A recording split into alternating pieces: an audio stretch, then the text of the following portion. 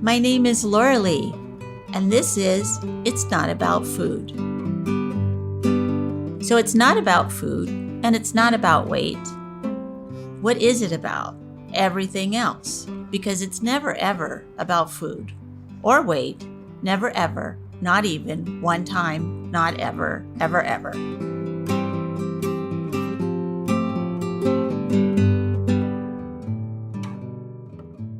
Hi, this is Laurelee Roark, one of the founders of Beyond Hunger, and we are still continuing on our program of the Body Love Cards podcast. And this week we're going to talk about creativity and how that ties in with recovery from an eating disorder. So the front of the card is a woman standing, as our goddess image is standing with her deer, and the deer is looking up, and she's sort of creating this beautiful spiral in her hands. And so the back of the card reads, creativity is the outward manifestation of who we are as spiritual beings. It is the magical ability to create something out of nothing that is uniquely ours. It is the gift of being able to imagine, to dream, and then to make the dreams come true. Creative expression is essential to feeding our souls. It forces us to go beneath the obsession with food and weight and access the part of ourselves that passionately hungers for self-expression. So I think what this card speaks to me in that when I was struggling with my own eating disorder, thinking I was too fat, thinking I was not good enough, thinking that I wasn't eating right, thinking that I needed to do something different, if I could get into my creative self, my creativity, then I would be able to bypass that obsession or obsession. I would be able to bypass those obsessive thoughts and go to what was really uniquely mine, which was my own spirit and my own creativity. So I'm really so glad to have Carol Normandi, the other founder of Beyond Hunger, here with me. And she is going to talk more about the creativity card and creativity and how she uses it in her work. And then we're going to just have a little discussion. So I love this card because I think it's really important part of our recovery process. When we're in the throes of the eating disorders, we're focused on what we should and shouldn't look like, or what we should or shouldn't eat. And we're really limited in terms of our identity. And the creativity card calls us to go deeper and to really look at the spiritual part of ourself, the part of ourself that is consciousness wanting to express itself. And when we are in our eating disorder voice, we're treating us as one-dimensional. We're seeing ourselves as just a body that needs to look a certain way or behave in a certain way. And it's so very limited.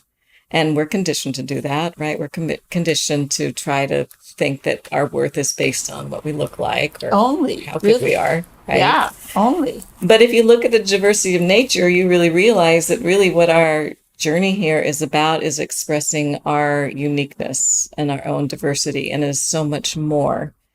And when you look at body types, you see that they are incredibly diverse. And it's just insane to think that we'd all sit down and paint the same picture or draw the same flower, right? Our creativity is so diverse, what we love to express and how we manifest our talents, those are all so diverse. So why would we expect our bodies to be the same? I don't know, but I don't think that the diet industry makes much money on a picture or a flower, but it does make money off of us by making us feel not good enough, so that follow the money. I always think that. And, obviously people do make money off of our creativity, but if we are using it for our recovery, there's no money to be made on that.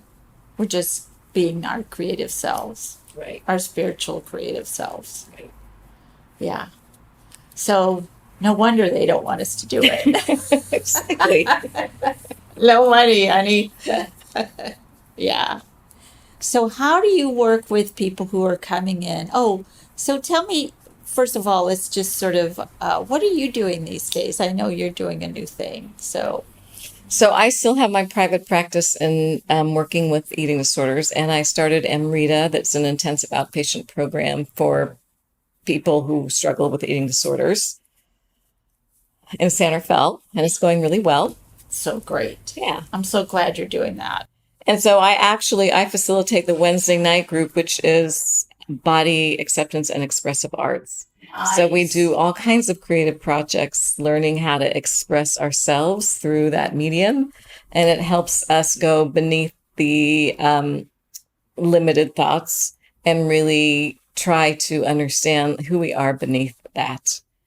And getting in touch with our creativity is, expressing a part of ourselves that's extremely unique, and that helps us understand that we're worthier than just what we look like. It helps us get beyond this paradigm, this very limited paradigm of who we should look like or what we should or shouldn't eat.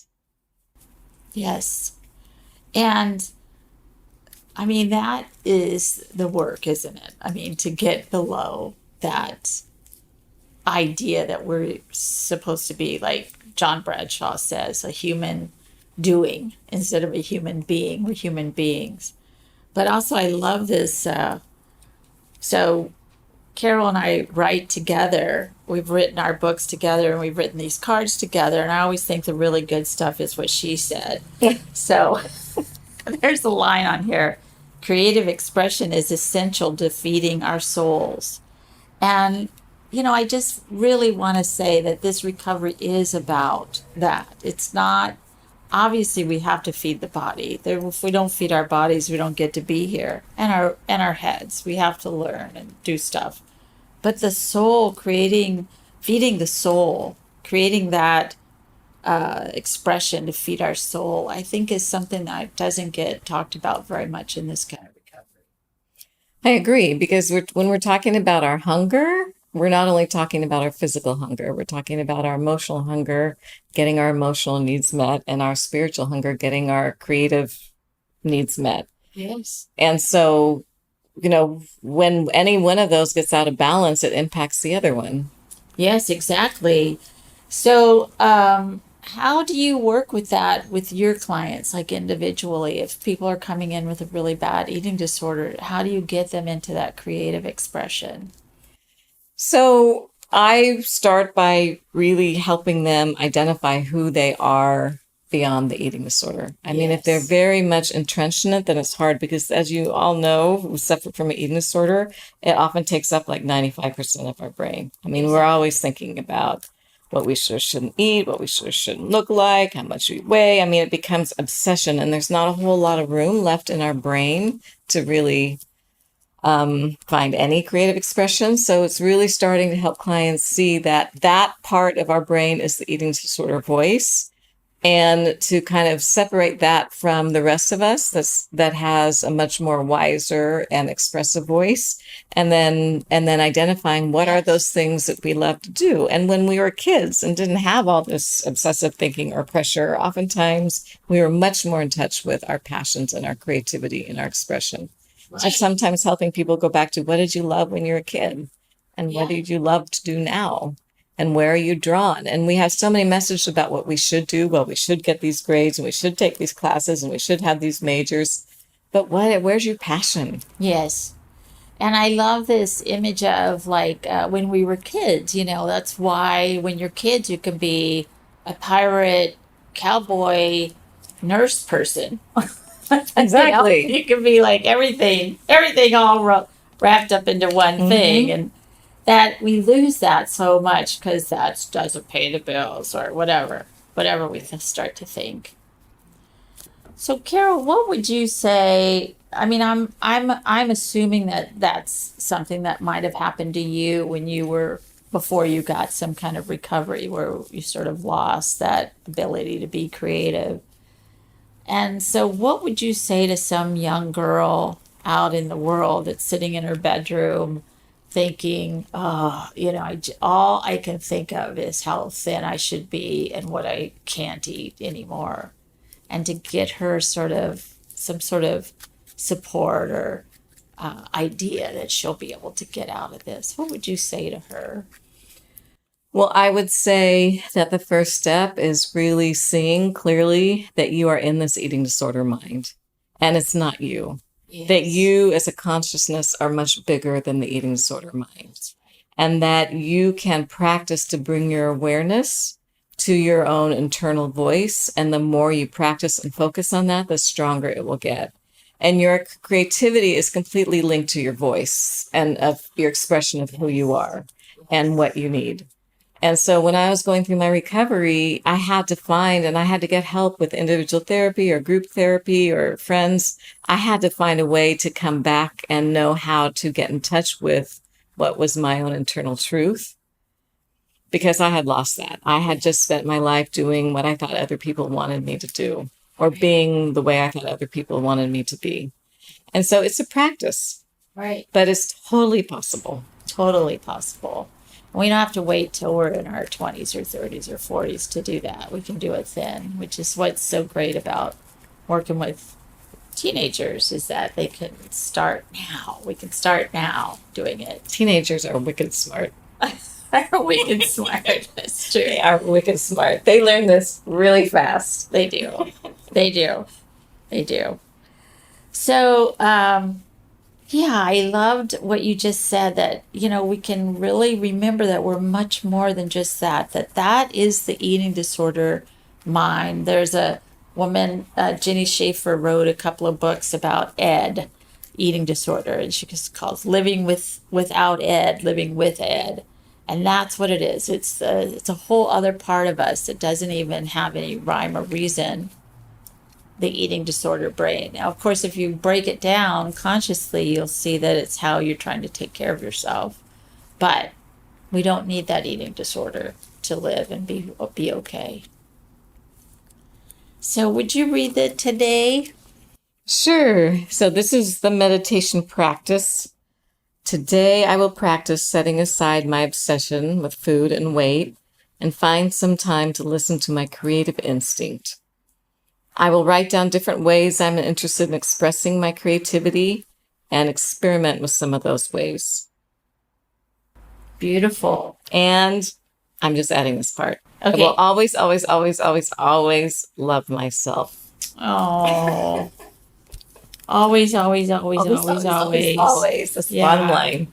Well, I want to say one thing that I think is really interesting about this card. It does have the spirals, which we all know is about how we come back to ourselves. Yes. And that we don't go all the way to the basement if we have a problem, but we just keep going around and around the spiral until we get it. So I know that with creativity, I can also be very black and white about it. And if it doesn't look good or it's not perfect, then I don't like it. And I have to remember the spiral of going around and around.